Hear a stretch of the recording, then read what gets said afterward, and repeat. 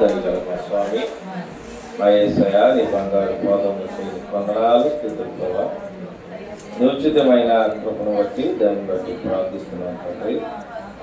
ఇప్పటి వరకు ఆరాధన అంతటిలో మీరు తోడుండి నీ నామానికి మహిమకరంగా మీరు జరిగించుకున్న విధానం బట్టి నీకు వందనాలు. మట్టి నిలబడుచుండగా కొద్ది నిమిషాలు నన్ను నీ సులువు చాటును బయలుపరిచి నీ ఆత్మ చేత నాతో మాతో మాట్లాడాలి ప్రభా. నువ్వు చెప్తున్నానైనా నిలబడి వారు మాత్రం మీరు కానీ మాట్లాడేది మీరు కాదు. ఆయా గడియల్లో పరిశుద్ధాత్మ దేవుడు మాట్లాడతారని చెప్తున్నాను. పరిశుద్ధాత్మ దేవ మీరే నాతో మాతో మాట్లాడాలి. నీ విలువైన మాటలను మన హృదయంలో నీరు కట్టి ఫలింపదచ్చేది ప్రభా. నీ సన్నిధికి ఖాళీ పాత్రలుగా వచ్చి ఉన్నాం. దాని పాత్రలు నింపుకుని ఆయన నిండైన పాత్రలుగా మేము గృహాలకు మిమ్మల్ని మోసుకుని వెళ్ళే భాగ్యం నాకు మాకు దయచేయండి. ఆయన వ్యర్థంగా హృదయాన్ని పాటు చేసుకుంటున్నాం. ఆ వ్యర్థమైన హృదయాన్ని నుంచి విడిపించి ప్రభా, ఆ మాలిన్యం మా నుంచి విడిపించి పరిశుద్ధ హృదయముగా నీ ఆలయంగా ఈ హృదయాన్ని మార్చుకోవటానికి తగిన జ్ఞానంలో బుద్ధిని నాకు మాకు దయచేయండి. వెనుగలిగిన చెవులు గ్రహించుకున్నదే మాకు దయచేయండి. నిర్లక్ష్యం, వ్యతిరేకత, తిరుగుబడసాలు వేస్తున్నాములో మీరు కాల్చివేయండి. ఆయన ఈ మైక్ ద్వారా వింటున్న వారందరికీ కూడా గ్రహింపు దయచేయండి. మైక్ కూడా కాపుదలు దయచేయండి. మా అందరి చుట్టూ మీకు కంచి వేసి కాపుదలు దయచేయండి. స్థలములు నిలబడుచుండగా నాయన నీ ఆత్మచేత అభిషేకించండి. చెప్పిన నిలబడి వారు మాత్రం మీరు కానీ మాట్లాడేది మీరు కాదు. ఆ గడియల్లో పరిశుద్ధాత్మ దేవుడు మాట్లాడతారని చెప్పుకుంటారు. పరిశుద్ధాత్మ దేవుడు మీరే నాతో మాతో మీరు మాట్లాడారు. ఆయన వాక్యంలో మర్మాలు మూలార్థాలు ఆయన మాకు అర్థం చేయండి. వాటిని గ్రహించుకునే హృదయాన్ని నాకు మాకు దయచేయండి. యేసునామములో అడుగుతున్నాను తండ్రి. ఆమేన్. మీ అందరికీ వందనాలండి.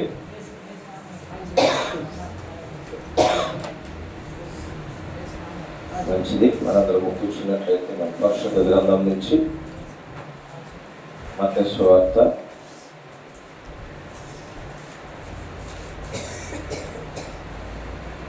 13వ అధ్యాయము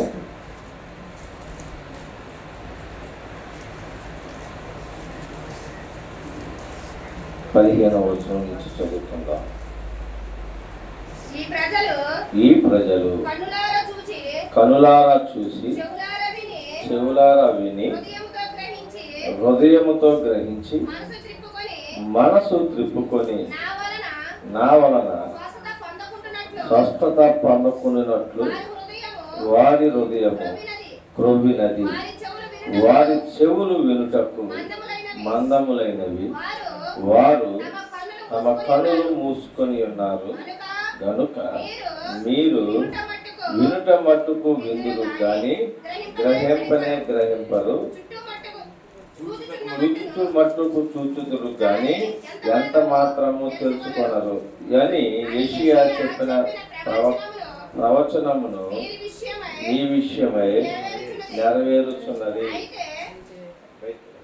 అయితే మీ కనులు చూచుచున్నవి కనుక అవి ధన్యములైనవి, మీ చెవులు వినుచున్నవి కనుక అవి ధన్యములైనవి. చాలండి. చూడండి ప్రియులారా, ఇక్కడ ఈ వాక్యాన్ని మనము పరిశీలన చేసినట్లయితే మన గురించి అంట యెషయా ప్రవక్త ఎప్పుడో చెప్పేశాడు. ఏమని చెప్పాడైనా? కనులారా చూతురు, చెవులారా వింటురు కానీ హృదయములో గ్రహింపరు, మనసు త్రిప్పుకొని నా వలన స్వస్థత పొందకుండానట్లు వారి హృదయము కొవ్వినది. ఏమైందంటండి? ఎవరిది ఇప్పుడు హృదయం కొవ్వింది? ఎవరి హృదయం? మాట టిఫిన్ చేసేదా కదా. ఎవరి హృదయం కొవ్వింది? ఊళ్ళో వాళ్ళయ్యా? మరి చెప్పండి ఎవరితో? నాది అని కూడా చెప్పలేదా?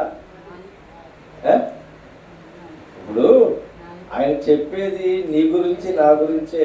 మనమే అలా ఉన్నాం. దేవుడు మాటలు వింటున్నాం, దేవుడు వాక్యం వింటున్నాం, అన్నీ చేస్తున్నాం, కానీ విలువైన వాటి వైపు తిరగలేము, విలువైనది చూడలేము.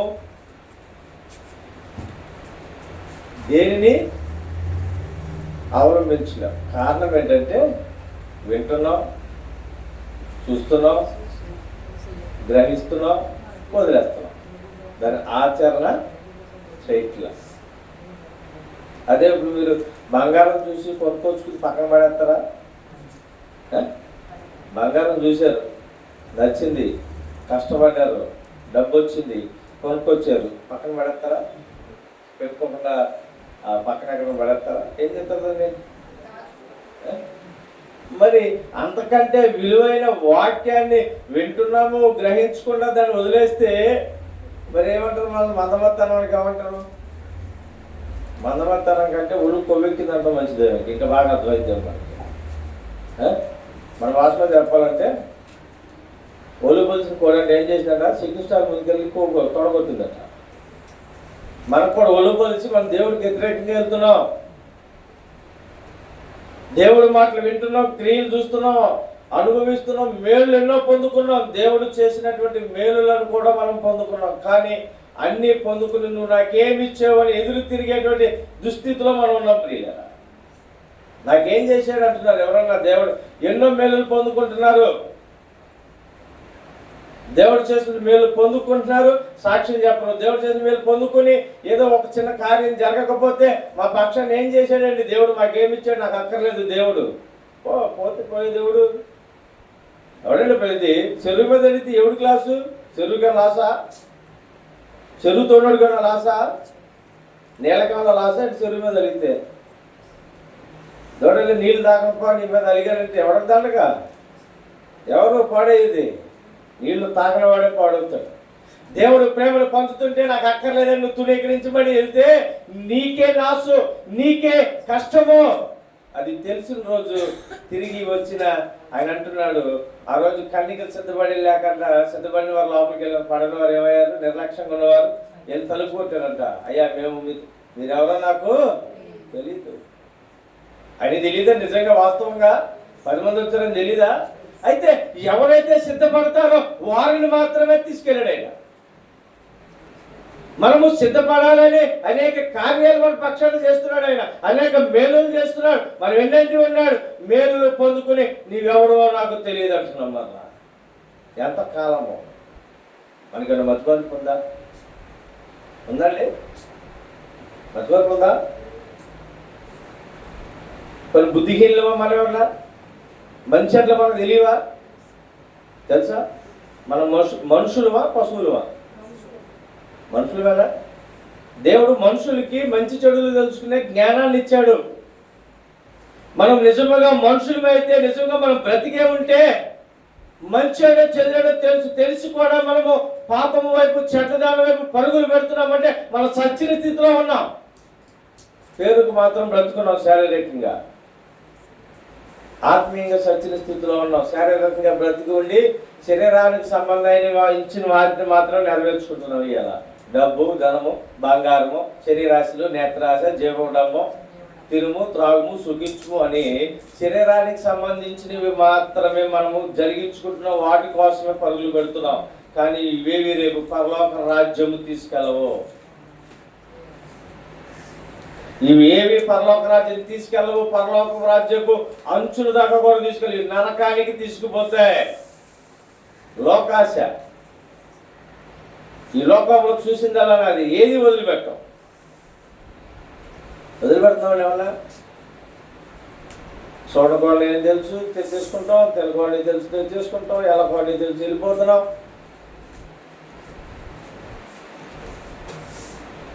చూడండి, ఆవును తీసుకొచ్చి ఆ 3 కోట్ల నీళ్ళు తాగిద్దాం చూద్దాం. ఇప్పుడు మన ముందు ఉంది బోధి. దూడని కానీ ఆవును కానీ తీసుకొచ్చి అందులో తాగిద్దాం చూద్దాం. నీళ్ళే అవి. దానికి తెలిసింది ఇవి మురికి నీళ్ళు తాగలేము మనకు వద్దని. మనకు లేదు ఆ జ్ఞానం. మనకు లేదండి ఆ జ్ఞానం. మనము కోల్పోయాం. కారణం ఏంటో తెలుసా? లోకాశ, ధనం అనే దాసోహం. ధనానికి అయిపోయాం మనం. డబ్బు డబ్బు డబ్బు. రెండో ఆలోచన లేదు, రెండో ప్రస్తావన లేదు. కానీ వీటన్నిటికంటే విలువైనది దేవుని యొక్క రాజ్యం ఉంది అక్కడ. వీటి నుంచి మనం విడిపించబడాలి. ఈ కొవ్వినతనం నుంచి, మదమతితనం నుంచి, ధనాపేక్ష నుంచి, లోకాశ నుంచి విడిపించబడతాడే మనం పరలోక రాజ్యం చూడగలుగుతుంది కదా. మనం ఎన్నో కార్యాలు చూసి ఆయన అంటున్నాడు, అందుకనే హృదయముతో గ్రహించి మనసు త్రిప్పుకొని నా వలన స్వస్థత పొందకుండానట్లు వారి హృదయం కొవ్వినది, వారి చెవులు వినుటకు మందమైనవి, వారు తమ కనులను మూసుకొని ఉన్నారు. చూడండి కదా, ఆయన చేస్తానంటే ఈరోజు చాలా మంది దేవుడి మాట వినటానికి ఇష్టపడిన కోట్ల పేరుకు మాత్రమే క్రైస్తవులు అని చెప్పుకుంటున్నాం. ఆదివారం పనిమానం, ఉపవాస ప్రార్థన పనిమానం అండి, దేవుడి పనికి రావు. మనం ఎప్పుడొస్తా తెలుసా, మన పనులు అయిపోయి ఖాళీ దొరికితే దేవుడి దగ్గరికి వస్తాం. దేవుడి కంటే విలువైనది డబ్బునే మనం ప్రాధాన్యత ఇచ్చాం ఇవాళ. కానీ దేవుడు విడిచిపెడితే ఆ డబ్బు నిన్ను ఎక్కడికి తీసుకెళ్తుందో గ్రహించి ఒకసారి. అపర కోటేశ్వరులు మన ముందు చచ్చిపోయారు అవునండి, డబ్బులు లేక చచ్చిపోయారు. మన కరోనాలో పెద్ద పెద్ద కోటేశ్వరులు కోట్లు పెట్టి వ్యాక్సిన్ వేసుకున్న వాళ్ళు చచ్చిపోయారు, డబ్బులు లేక చచ్చిపోయారు. దేవుడు కృప లేక నీవు మన దగ్గర ఏమన్నా బతికాం, దేవుడు మనల్ని బ్రతికించుకున్నాడు. ఆయన కుమారులుగా, ఆయన కుమార్తెలుగా చేసుకున్నాడు. ఆయన రాజ్యం తీసుకెళ్లాలని. ఇంకా వీళ్ళు సరి చేసుకోలేదు, ఇప్పటికైనా సరి చేసుకుంటే రాజ్యం తీసుకెళ్తారు, వీళ్ళు నరకానికి వెళ్ళిపోతారని ఆయన మన శిక్షణ ఆయన భరిస్తూ మనల్ని సజీవులుగా ఉంచాడు. మరి మనమేమి ఇచ్చాం? ఆయనకి కృతజ్ఞత ఇచ్చామా? ఏదో మొక్కుబడిగా 1 నిమిషం 2 నిమిషాలు ప్రార్థన చేసి వెళ్ళిపోతున్నాం, అది మొక్కుబడిగా. హృదయం అంతటితో కూడా చేయట్లా దేవుడు చేసిన మేళ్ళతో. చెవులు ఇచ్చాడు దేవుడు, ఏమేమని? చెవులతో ఏమేమని చెవులు ఇచ్చింది మనకి? సొల్లు కౌరులు చెప్పుకోమని, వినమలే కదా, అదే కదా. ముసలమ్మ ముచ్చట్లు చెప్పుకోమని, సాడీలు చెప్పుకోమని, వినకూడని వినమని చెవులు ఇచ్చాడు, మాట్లాడుకోవడమే మాట్లాడమని నోరు ఇచ్చాడు దేవుడు. అంతే కదండి. అందుకే కదా చెవులు నోరు ఇచ్చింది దేవుడు మనకి. విలువైన మాటలు మాట్లాడాలి. అపవిత్రమైన వాటిని మన నోట రాని కూడా అశుద్ధంతో సమానం. ఆ మాటలు బూతులు అశుద్ధంతో సమానం. మరి వాటిని ఎవరైనా తింటారా? అశుద్ధాన్ని ఎవరైనా తింటారా? మరి బూతులు అంతకంటే హీనమైనవి ఇక పోల్చలేమేమో. మరి వాటిని మన నోట్లో ఉచ్చరిస్తున్నామంటే ఏముంది మన నోట్లో? పరిశుద్ధత ఉందా? ఏమండి? ఆశీర్వాదకరమైనటువంటి మాటలు ఉన్నాయా? దేవుడు అందుకైనా మనకు నోరిస్తుంది, ఎదుటి వారిని బూతులు తిట్టి నాశనం చేయమనా? అపవిత్రమైన మాటలు మాట్లాడి ఎదుటి వారి కాపురం కూల్చేయమనా? ఎందుకోసం దేవుడు మనకు నోరిచ్చాడు? దేవుడికి విజ్ఞాపన చేయడం కోసం, కష్టాల్లో ఉన్న వారిని ఓదార్చడం కోసం, శ్రమలో ఉన్న వారికి వరకు ప్రార్థన చేయడం కోసం మనకు నోరిచ్చాడు దేవుడు. ఎవరన్నా బాధల్లో ఉండి ఏడిస్తే బాధపడుతుంటే వెళ్ళి, ఏం కాదులమ్మా మేమున్నాం నీకోసం ఓదార్చగలమా? పైకి మాత్రం వెళ్ళొస్తాం, లోపల మాత్రం భలే జరిగింది. కానీ రేపు అది తిరిగి వారం తిరగకముందు నీ ఇంట్లో పనిచేసింది. గమనించండి, మనం ఏది ఎత్తుతామో ఆ పంట కోస్తాం. వ్యర్థమైన మాటలకే పరుగులు పెడుతున్నాం. వ్యర్థమైన లోకంలో, ఈ లోకంలో విడవబడే దానికోసం పరుగులు పెడుతున్నాం ప్రియుల. మరి మీ లోకంలో వాళ్ళ నుంచి విడిపించబడాలి. వాక్యం వింటున్న వాక్యం హృదయంలో క్రియ జరగాలి. అది క్రియ జరగాలంటే మన హృదయంలో వాక్యము నిలబడి ఉండాలి. ఉంటుందా వాక్యం? వాక్యం హృదయంలోకి వెళ్తుందా? వెళ్తుందండి, హృదయంలోకి వెళ్తుందా వాక్యం? అసలు ఇంటికి వెళ్ళాక వాక్యాన్ని బట్టి ప్రార్థన చేస్తున్నారా? ఆదివారం నుంచి ఆదివారం వరకు.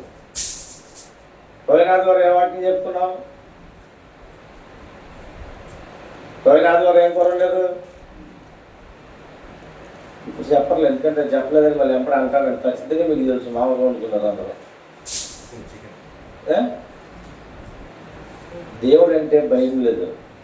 పోయిన వారు ఎంత అప్పించారు? ఎవరికైనా అందరికీ గుర్తుంటుందా ఉండదా? అప్పిస్తే పోయిన ఆదివారం ఒక 5 రూపాయలు ఎవరికైనా అప్పించామనుకోండి, గుర్తు మర్చిపోతామా? పోతే పోయింది 5 రూపాయలు ముక్కు పిండి వసూలు చేస్తాం. దేవుడు కూడా రేపు పొద్దున అదే పిండుతాడు.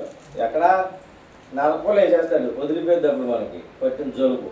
ఇక్కడ పిండుకోలేం కదా. దేవుడు మన పక్షాన వ్యాజ్యం ఆడుతున్నాడు ప్రియులరా. ఆయన మన పక్షాన ఆయన కార్యాలు చేస్తున్నాడు. పొందుకోవటానికి మనమే నిస్సహాయ స్థితిలో ఉంటున్నాం. ఆయన నీకు ఏది కావాలో అడిగి నేను నీకు ఇస్తానంటున్నాడు. అడిగే స్థితిలో మనం ఉన్నామా? పొందుకునే స్థితిలో మనం దాన్ని ఇచ్చేదాన్ని అందుకోవటానికి సిద్ధంగా ఉన్నామా? ఒకడు మంచినీళ్ళు పోయామా అని వెళ్ళాం ఒకళ్ళ ఇంటికి. అమ్మ ఒక బిందెలు మంచినీళ్ళు పోయాని వెళ్ళాం. చేతులు ఊపుకుంటే ఎంత బిందె మంచినీళ్ళు పోతారా? చేతిలో వస్తాయా? ఏం చేయాలి? బిందె మంచినీళ్ళు బదులు వెళ్ళినప్పుడు ఏం తీసుకుని వెళ్ళాలి? బిందె తీసుకుని వెళ్ళి బదులు అడిగితే బిందులో పోస్తే తెచ్చుకుంటాం. దేవుణ్ణి అడుగుతున్నావు, ఏమడుగుతున్నావు? ఆయన ఇవ్వటానికి సిద్ధంగానే ఉన్నాడు. మనం తెచ్చుకోవటానికి పాత్ర పట్టుకెళ్ళామా? దానికి తగినటువంటి దీవెనకరంగా మనం నడుచుకుంటున్నామా? ఆయన మాటకు లోబడుతున్నామా? ఆయన మాటకు లోబడడం, విధేయత కలిగి వెళ్ళడం. నాకు ఏమి ఇవ్వాలి? ఆయన ఇస్తానంటున్నాడు. అయితే ఆశీర్వాదకరమైనవి అడగాలి, విలువైన వాటిని అడగాలి. కాసేపు ఉండి కాసేపు మాయమైపోయేవి కాదు. మనం అడిగేది ఎంతసేపు డబ్బు, ఇల్లు, ఆస్తులు, పిల్లలు ఇవి అడుగుతున్నాం. మా పిల్లలు పరలోక రాజ్యం వెళ్ళాలి, మేము పరలోక రాజ్యం, మా బతుకులు మార్చని ఎంతమంది అడుగుతున్నాం దేవుడు. ఎంతమంది అడుగుతున్నాం? ఆయన అంటున్నాడు. అందుకే అసలు ఏమంటున్నాడు? ఈ ప్రజలు కనులారా చూచి చెవులారా విని హృదయముతో గ్రహించి మనసు త్రిప్పుకొని నా వలన స్వస్థత పొందకున్నట్లు వారి హృదయము కొవ్వినదై వారి చెవులు వినుటకు మందములై వారి కనులు మూసుకొని ఉన్నారు. కనుక వీరు వినుట మట్టుకు విందురు కానీ గ్రహింపరు, చూచు మట్టుకు చూచుదురు కానీ ఎంత మాత్రము తెలుసుకొనరు. నిజమే కదండి ఇది? అబద్ధం అంటారా? అబద్ధమా? నిజమా? చూసామా? చూడలేదా? చూసాం. మనం కార్యాలు చూసాం, గ్రహించాం లేదా? కార్యాలు మనం అనుభవించాం. మరి కనులు మూసుకున్నామా? మూసుకోలేదా దేవుడి వైపు? ఎన్ని పనులున్నా, ఎంత సమస్య ఉన్నా, మనం చేసే క్రియలు, మన దినచర్య ఏదన్నా మానేస్తున్నామా? పొద్దున్నే 5 గంటలకు లేచి పొలం వెళ్ళి రేపు 9కి వచ్చాం. ఇవాళ బాగా వాళ్ళంతా ఎప్పుడు వద్దులే ఏముండు తింటావు అని పడుకుంటావా?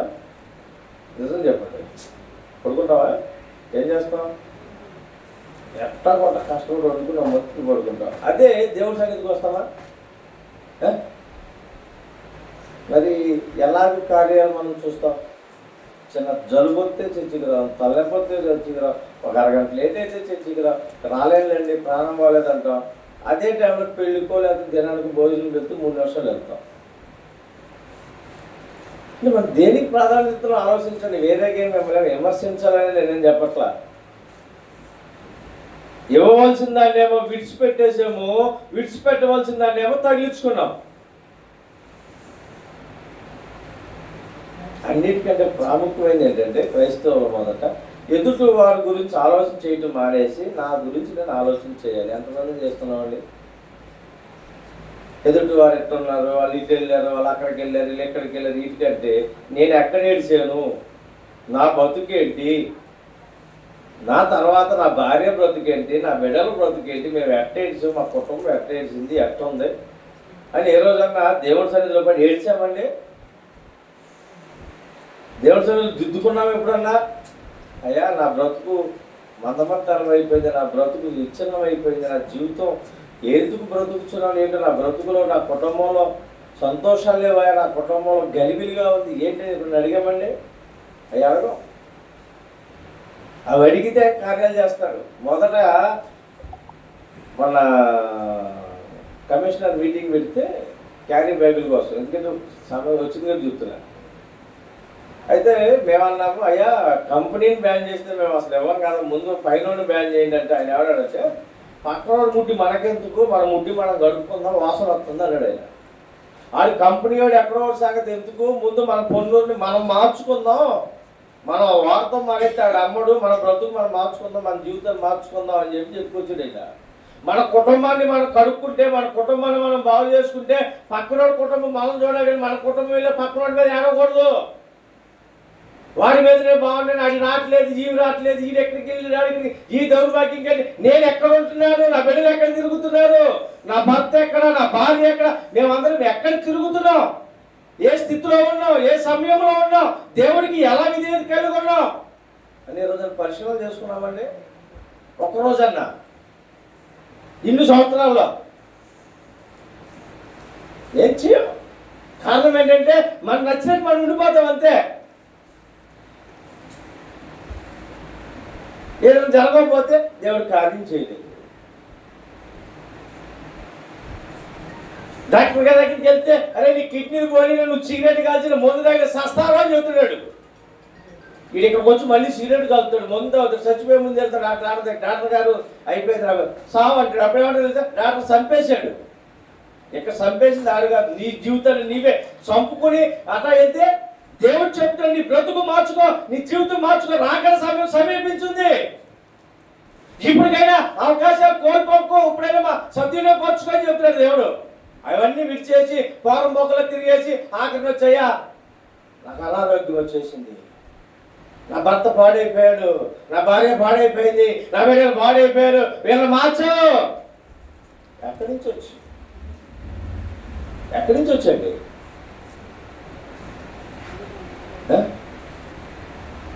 ఏంటి పరిస్థితి? ఆలోచన చేశాం ఈరోజన విన్నామా అసలు? అందుకనే ఆయన అంటున్నాడు మనస్సు త్రిప్పుకుంటున్నామట. ఆయన కార్యాలు చూడలేక కన్నులు మూసుకున్నాడు, ఆయన తేజస్సును చూడలేక.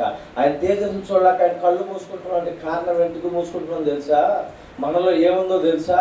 మనలో పాపం ఉంది కాబట్టి వెలుగును చూడలేకపోతున్నాం, మనలో అపవిత్రత ఉంది కాబట్టి వెలుగును చూడలేకపోతున్నాం, ఆయన మొహాన్ని చూడలేకపోతున్న కారణం ఏంటంటే మనలో పాపం ఉంది, మనలో అపవిత్రత ఉంది. అందుకనే మనం ఆయన వైపు చూడలేకపోతున్నాం. మనం అందుకనే దాక్కుని తిరుగుతున్నాం, వెలుగులోకి రాకుండా చీకటి సంబంధులుగా మారిపోయాం. వాటి నుంచి విడిపించబడాలి. మన చెవులు వింటున్నాయి, క్రియలు హృదయంలో క్రియ జరగాలి. ఆయన అంటున్నాడు చెవులు గలవాడు వినును గాక. చెవులు మనకు పనిచేస్తున్నాయి. చెవులో విన్న వాక్యము మన హృదయంలోకి వెళ్ళాలి అంటే హృదయాన్ని మనము మొదట ఖాళీ చేయాలి. మన హృదయాన్ని ఖాళీ చేయాలి. అపవిత్రమైనవి తీసేసి చూడండి. ఇప్పుడు పంట కోతకు వస్తారు, 10 రోజుల్లో కొత్త ధాన్యం వస్తున్నాయి. ఏం చేస్తారు? నిలవేయాలంటే పాతాటిని తీసేసి అమ్మేస్తారు, లేదు ఇంట్లో గుంచుకునే తీసి మిల్లులో వేసేసి అక్కడ ఆడించుకుంటారు, ఖాళీ చేసి ఉంచుతారు అక్కడ ప్లేసు. రేపు కోత పోయగానే కొత్త ఒడ్డుని ధాన్యాన్ని అక్కడ వేసుకుంటాం. అలాగే ఈ ఆదివారం నుంచి ఈ ఆదివారం వరకు ఈ మధ్యలో అనేకమైనటువంటి క్రియలు, ఆలోచనలు, చెడ్డమైనవి మన హృదయంలో పెరిగిపోయినాయి. ఈ ఆదివారం వాక్యం మనతో దేవుడు మాట్లాడితే వాక్యం స్టోరేజ్ చేయాలంటే ఏం చేయాలి? హృదయాన్ని ఖాళీ చేయాలి. చేసామా ఎప్పుడన్నా? ఒక అరగంట ముందు వచ్చి ప్రార్థన చేసుకుంటామా చర్చిలో పడి? అయ్యా ఈ ఆదివారం నుంచి ఈ ఆదివారం వరకు అనేక క్రియల్లో నేను తప్పిపోయాను, మాటల్లో తప్పిపోయాను, నా హృదయంలో పాపం పెరిగిపోయింది, ఈ పాపాన్ని తీసే ప్రభావాన్ని ఒప్పుకుని విడిచిపెడితే ఆ పాపం పోతే హృదయం ఖాళీ అయింది. ఎంతబడే వాక్యం హృదయంలో క్రియ జరిగింది. అప్పుడు వాక్యాన్ని మనం ఎవరు వేసుకోగలము? ఎంతమంది ఉన్నామండట? అన్ని పనులకు సమయం ఉంది, అన్నిటికీ టయానికి వెళ్తాం, ఒక చర్చికి మాత్రం టయానికి రావు. ప్రతి వారం చెప్తా ఈ మాట నేను. ఆఖరికి అన్ని విషయాల్లో టైం ఉన్నాయి. పొలం వెళ్తానికి టైం ఉంది, టిఫిన్ చేస్తానికి టైం ఉంది, అన్నం తింటానికి టైం ఉంది, ఆఖరికి బాత్రూమ్కి వెళ్తానికి టైం ఉంది, స్నానానికి వెళ్తా కూడా టైం పెట్టుకుంటాం. 7 గంటలకు స్నానం చేయాలి. దేవుని మందిరానికి రావడానికి మాత్రం టైం పెట్టుకోం. పని అవ్వలేదు, ఏమవ్వలేదు. మరి రోజు ఎట్లా అయిపోద్ది? 6 గంటలకు పొలం వెళ్తాక అయిపోతుంది పని రోజు. ఏమండి? ఎందుకని? ఆ రోజు అవ్వకపోతే వాళ్ళు వదిలేసి వెళ్ళిపోతారు. ఆ రోజు స్కూల్ రాదు, ఇంట్లో కూర్చోవాలి. ఇలానైతే ఎప్పుడైనా ఒకటి దేవుడే కదా. మాకు అట్లాగే ప్రతి నెల కాన్ఫరెన్స్ మీటింగ్ జరిగింది 1వ తారీఖు. అంటే మొత్తం అందరూ దగ్గర 400 మంది కాన్ఫరెన్స్ వస్తారు. అంతకుముందు టైం 10 నిమిషాలు లేట్ అటు ఇటు అయినా జాయిన్ అయిపోవాలి. ఇప్పుడు ఏమైనా తెలుసామన్నా ఎంతమందికి అని లింక్ పెట్టారు అయ్యా బిషప్. ఆ తర్వాత టయానికి వచ్చిన వాళ్ళు మాత్రమే లింక్లోకి వస్తారు. ఒక 5 నిమిషాలు లేట్గా వస్తే ఆయనకి అక్కడ అలా ఆయన తెలిసిపోతుంది, పలానా ఆయన 5 నిమిషాలు లేట్గా వచ్చు. ఎంపడి మెసేజ్, నువ్వు ఎందుకు లేట్గా వచ్చు, దానికి కారణం చెప్పాలి. ఈరోజన్నా మనం చర్చికి లేట్గా వస్తే కారణం చెప్పాము ఎప్పుడన్నా దేవుడికి, సేవకుడికి చెప్పాలా, మనకు అలవాట్లేదు అసలు. దేవుడి కన్నా అయ్యా ఈరోజు ఈ కారణం వల్ల నాకు లేట్ అయింది. పొలం వెళ్ళేటప్పుడు అమ్మ ఒక 5 నిమిషాలు ఆట ఆడుకుంటాం, దేనికి అన్నారు అనుకో, కొద్దిగా లేకపోయినా నేస్తాను లేట్ అయింది, ఒక 5 నిమిషాలు వచ్చేస్తానని రిక్వెస్ట్ చేసుకుంటాం, తీసుకుంటాం. మరి దేవుడికి ఎప్పుడన్నా విజ్ఞాపన చేశామా? దేవుడికి ఎప్పుడైనా చేశామా? ఎప్పుడైనా బతులాడడం, దేవుడు ప్రభా క్షమించయ్యా లేట్ అయిందండి, కారణం ఏంటి తెలుసా, ఈయన చూసుకుందాం తర్వాత, ఇప్పుడు కాదుగా, చచ్చిపోయినప్పుడు కదా మనము నరకం పరలోకం ఎవరు చూసి వచ్చాడు. కానీ పిల్లరా, పరలోకం అన్నది ఎంత సత్యమో నరకం ఉన్నది అంతే సత్యం. దేవుడు చెప్తున్నాడు, ఆయన నెరిగి ఆయన్ని వెంబడించి ఆయనను పోలి జీవించి ప్రతి పాపమును ఒప్పుకొని విడిచిపెట్టేవాడు మాత్రమే నిత్యరాజ్యంలోకి వెళ్తాడు. మనకు నచ్చినట్లుగా మామూలుగా బాప్తీసం పొందేసానికి మాత్రాన్ని పరలోక రాజ్యం రాదు. పాప క్షమాపణ చేసేసుకున్నాక, బాప్తీసం చేసేసుకున్నాక పరలోక రాజ్యం వచ్చేసింది అనుకుంటున్నాం. చేసే ప్రతి క్రియలోనూ దేవుడు చూస్తున్నాడు, మన ఆలోచన చూస్తున్నాడు, గ్రహింపు చూస్తున్నాడు, తలంపులు చూస్తున్నాడు, సమస్తాన్ని ఎరిగి ఉన్నాడు ఆయన. దానికి మనము సిద్ధపాటు కలిగి మనం బ్రతుకుతున్నాం. ప్రభా నేను నీలాగా బ్రతుకుతానని ప్రమాణం చేసి మనము పాపాన్ని విడిచి ఆయన రక్తంలో కడగబడ్డాం. మరలా పాపం వైపు వెళ్తే పరిస్థితి ఎలా ఉంటుందో మీరు ఆలోచించేయండి.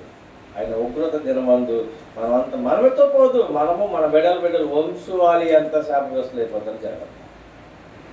వింటున్నాం, ఉపయోగం ఉంది, వింటే ఉపయోగం లేదు. అన్నం వండుకుంటే ఉపయోగం లేదు, తింటే ఉపయోగం. తింటే ఎనర్జీ, తింటే బలం వస్తుంది. నీరసం పోవాలంటే అన్నం వండుకుంటే నీరసం పోదు, తింటే పోతుంది. వాక్యం వింటే అయిపోదు, విన్న వాక్యం హృదయంలో క్రియ జరగాలి, అప్పుడు ఆశీర్వాదాన్ని పొందుకుంటాం. అట్టి ఆశీర్వాదాన్ని మనందరం పొందుకోవాలని నేను ప్రార్థన చేసుకుందాం. ప్రభా నాతో మాతో మాట్లాడారు, ప్రభా మా బ్రతుకులు మార్చు, మా క్రియలు మార్చు అని ప్రతి ఒక్కరము ప్రార్థన చేసుకుందాం. పరిశుద్ధుడా, మహోన్నతుడా, దయగల మా స్వామి మా యేసయ్యా, నీ బంగారు వందనాలు. ఉచితమైన కృపను బట్టి దయని బట్టి ప్రార్థిస్తున్నాం. ప్రభా మా హృదయాలు మందమైపోయింది. నీ స్వామి ఆయన క్రియలు చూస్తున్నాం, నీ స్వరాలు వింటున్నాం, నువ్వు చేసే పనులు చూస్తున్నాం. కానీ ఆయన వాటిని పొందుకోలేని వారిగా నిస్సహాయ స్థితిలో ఉన్నాం. కారణం ఆయన మా భక్తిహీనత, నా బుద్ధిహీనత, నా నిర్లక్ష్యము, నా మందమతనం నుంచి విడిపించి వినగలిగిన చెవులు నిస్వరం విని ఆయన మా హృదయంలో బదిలపరుచుకునే వాక్యానుసారంగా మా జీవితాన్ని మార్చుకునే భాగ్యం మాకు దయచేయండి. విని విడిచిపెట్టేవారు కాక విని నాయన వాక్యాన్ని మా హృదయంలో విత్తుకుని వాక్యానుసారంగా నడుచుకుని నాయన నీకు ఇష్టమైన విడలుగా ఈ లోకానికి విరుద్ధంగా లోకంలో మాలిన్యాన్ని విడిపించుకుని కడుక్కోవడం నాకు మాకు నేర్పించి ఈ ఆత్మను మా మీద పంపించి ఆయన అన్ని విషయాలకి సిద్ధపాటు కలిగి ఎలా ఉంటాం. అలాగే నీ సన్నిధికి వచ్చేటప్పుడు నీ మాటలు వినడానికి సిద్ధపాటు కలిగి వాటిని దాచుకోవడానికి నాయన ఖాళీ పాత్రగా నేను రావాలి. నీ క్రియలు మా మీద నాయన నిన్ను మోసుకుని వెళ్ళడానికి నేను సిద్ధపడి రావాలి. నిన్ను మోసుకుని వెళ్ళడం మాకు నేర్పించు. ఎత్తబడిన వాక్యం నీరు కట్టి ఫలింపు దయచేసి నీ నామానికి మహిమ ఘనత ప్రభావం మీరు పొందుకున్నాను. నజరేయుడైన యేసుక్రీస్తు నామములో అడిగి వేడుకుంటున్నాం తండ్రి, ఆమేన్. మంచిదండి, మీ అందరికి వందనాలు.